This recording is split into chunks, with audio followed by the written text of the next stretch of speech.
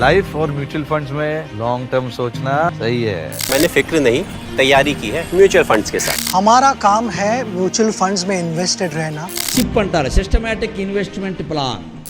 Mutual funds చూశారు కదండి. Sachin Tendulkar, Rohit Sharma, MS Dhoni నుంచి గరికపాటి గారి వరకు అందరూ మ్యూచువల్ ఫండ్స్ గురించి చెప్తున్నారు. మ్యూచువల్ ఫండ్స్ అంటే ఏంటి, ఇందులో ఎలా ఇన్వెస్ట్ చేయాలి, ఇవి సేఫేనా అన్న క్వశ్చన్ అందరి మైండ్లో ఉంది. ఈ వీడియో ద్వారా అది నేను మీకు క్లియర్గా చెప్దామని అనుకుంటున్నాను. ముందుగా అసలు మ్యూచువల్ ఫండ్స్ గురించి చెప్పే ముందు అసలు చిన్న గ్రామాల్లో, చిన్న టౌన్స్లో ఇన్వెస్ట్ చేయడానికి ఏమేమి ఆప్షన్స్ ఉన్నాయో ఒక్కసారి నేను చెప్తాను. ఫస్ట్లీ రియల్ ఎస్టేట్ అంటే ల్యాండ్ కానీ, ప్లాట్ కానీ, ఒక ఇల్లు కానీ ఇలాంటి వాటిల్లో ఇన్వెస్ట్ చేస్తాము. ఇందులో ఇబ్బంది ఏంటంటే ల్యాండ్ కొనుక్కోవాలంటే అట్లీస్ట్ ఒక 30 lakhs నుంచి పై వరకు 50 lakhs, 1 crore వరకు మీకు ఒక లంసమ్ అమౌంట్ ఉండాలి. ఇన్వెస్ట్ చేయాలంటే మీకు ఒక ఇన్ఫర్మేషన్ ఉండాలి. అక్కడ ఆ ల్యాండ్ అది ఫ్యూచర్లో ఆ వాల్యూ పెరుగుతుంది అన్న ఇన్ఫర్మేషన్ ఉండాలి. అలా అయితేనే మీరు ఆ ల్యాండ్లో ఇన్వెస్ట్ చేయగలరు. ఇంకా రెండో ఆప్షన్ వచ్చేసి ఫిజికల్ గోల్డ్. గ్రామాల్లో చూస్తే చాలామంది ఫిజికల్ గోల్డ్లో ఇన్వెస్ట్ చేయడానికి ఇష్టపడతారు. ఇందులో ప్రాబ్లం ఏంటంటే సేఫ్టీ. మీరు ఆ గోల్డ్ని సేఫ్గా ఒక లాకర్లో కానీ ఎక్కడైనా పెట్టాలి.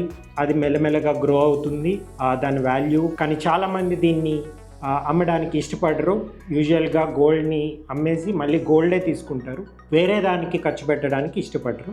ఇంకా థర్డ్ ఆప్షన్ వచ్చేసి వడ్డీ అండి. మనకి ఇప్పుడు తెలిసిన వాళ్ళకి వడ్డీ ఇవ్వడము, రూపాయిన్నర, ₹2 వరకు ఈ వడ్డీతో ఇస్తూ ఉంటారు. ఇది రిస్క్ ఏంటంటే గ్యారంటీ ఉండదు, అగ్రిమెంట్ ఉండదు. వాళ్ళు తిరిగిస్తారన్న నమ్మకంతో వాళ్ళకి ఈ మనీ ఇవ్వడం జరుగుతుంది. ఇంకా నాలుగో ఆప్షన్ వచ్చేసి ఎఫ్డీస్ అండి. చాలామంది బ్యాంకుల్లో ఫిక్స్డ్ డిపాజిట్స్ కానీ, రికరింగ్ డిపాజిట్స్లో కానీ పెడుతూ ఉంటారు. సొసైటీల్లో కూడా పెడుతూ ఉంటారు. అది అక్కడ ప్రాబ్లం ఏంటంటే ఇంట్రెస్ట్ రేట్ చాలా తక్కువ, 6 to 7% ఉంటుంది రఫ్గా. అది ఇంకా తగ్గుతుంది. ఆర్బీఐ రెపో రేట్స్ తగ్గించడం వల్ల ఆ ఇంట్రెస్ట్ రేట్ ఇంకా తగ్గుతుంది. సో ప్రస్తుతం ఈ 4 ఆప్షన్స్ మీద డిపెండ్ అవుతున్నారు అందరూ. ఈ మ్యూచువల్ ఫండ్ అనే ఆప్షన్తో మీకు యాక్చువల్లీ చాలా పాసిబిలిటీస్ ఓపెన్ అవుతాయి. సో మ్యూచువల్ ఫండ్స్లో ఏమవుతుందంటే మీరు ఆ మనీ ఇన్వెస్ట్ చేస్తే వాళ్ళు చాలా డిఫరెంట్ ఏరియాస్లో ఇన్వెస్ట్ చేస్తారు. ఫర్ ఎగ్జాంపుల్ కంపెనీ షేర్స్ కొనవచ్చు. ఈ పెద్ద companies like Reliance, Tata, bank shares ఇలాంటివి కొంటూ ఉంటారు. ఇంకా రెండోది వాళ్ళకి లోన్స్ ఇవ్వడం. ఇలాంటి పెద్ద కంపెనీస్ కూడా లోన్స్ తీసుకుంటాయి. వాళ్ళకి లోన్స్ ఇస్తూ ఉంటారు ఈ మనీని యూజ్ చేసి. ఇంకా థర్డ్ గోల్డ్, సిల్వర్లో కూడా ఇన్వెస్ట్ చేస్తారండి. కమోడిటీస్ అంటారు. కాకపోతే ఇక్కడ ఫిజికల్ గోల్డ్ కాదండి. గోల్డ్ ప్రైస్ పెరిగితే ఇక్కడ మీ మనీ వాల్యూ కూడా పెరుగుతుంది. నాలుగోది వచ్చేసి ఇంటర్నేషనల్ కంపెనీస్లో కూడా ఇన్వెస్ట్ చేస్తారండి. ఇండియా ఒక్కటే కాదు, యుఎస్, యూరోప్, జపాన్, చైనా ఇలాంటి దేశాల్లో కంపెనీస్, పెద్ద కంపెనీస్లో కూడా ఇన్వెస్ట్ చేయడం జరుగుతుంది.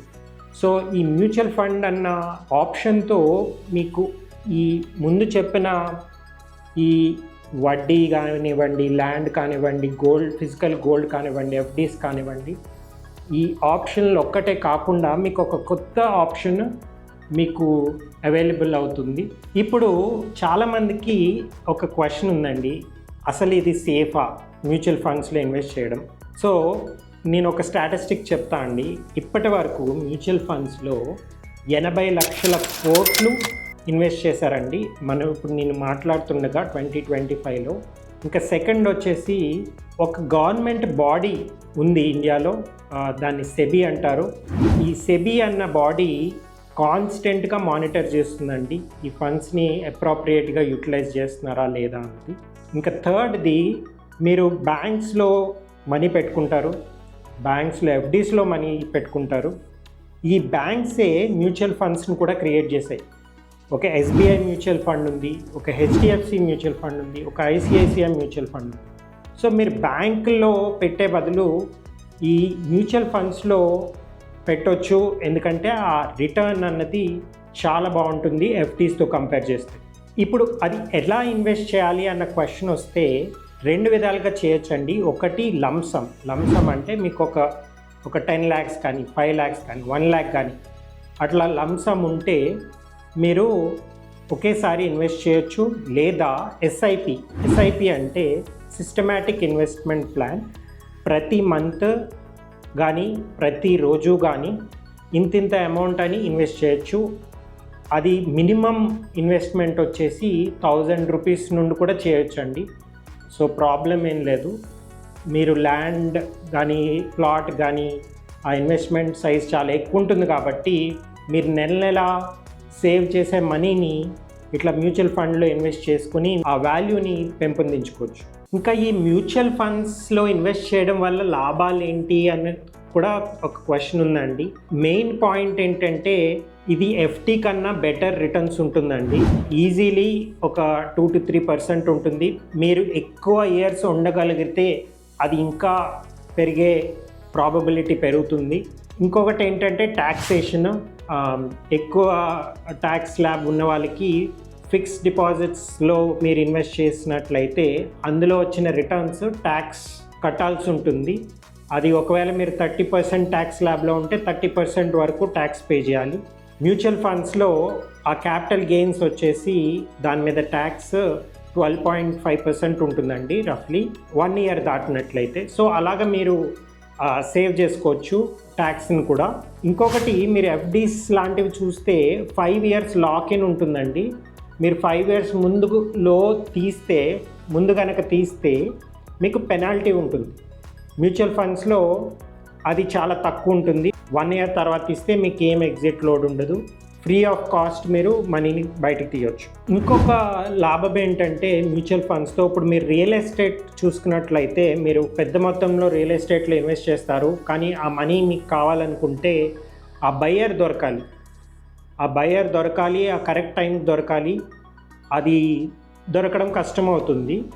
అదే మ్యూచువల్ ఫండ్స్ అయితే మీరు ఇప్పుడు ఈరోజు అమ్మాలనుకుంటే ఈరోజు అమ్మొచ్చు. 2 to 3 వర్కింగ్ డేస్లో అది మీ బ్యాంక్ అకౌంట్లో పడుతుంది.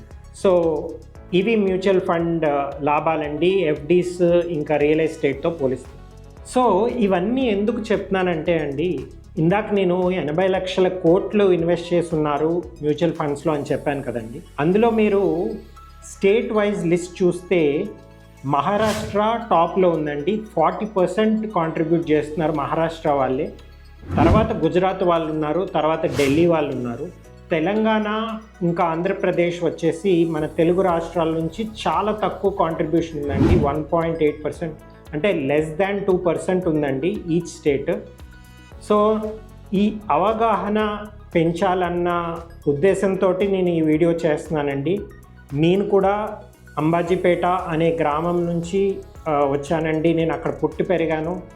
నేను తర్వాత ఐఐటీలో చదువుకున్నాను, ఐఎస్బిలో చదువుకున్నాను, ఇంకా అమెజాన్లో వర్క్ చేశాను. తర్వాత ఇప్పుడు ఫ్యాక్టరీ ల్యాబ్ అనే కంపెనీని పెట్టాను. నేను ఇదంతా చూశాను కాబట్టి ఈ అవగాహన పెంచాలన్న ఉద్దేశంతో నేను ఈ వీడియో చేస్తున్నానండి. ఇంకా మీకు ఏమన్నా క్వశ్చన్స్ ఉంటే ఈ ఈమెయిల్కి రాయండి. ఎట్లా చేయాలి, ఎందులో చేయాలి అన్న క్వశ్చన్స్ ఉంటే నేను హ్యాపీగా దాన్ని ఆన్సర్ చేస్తానండి. థ్యాంక్ యూ అండి.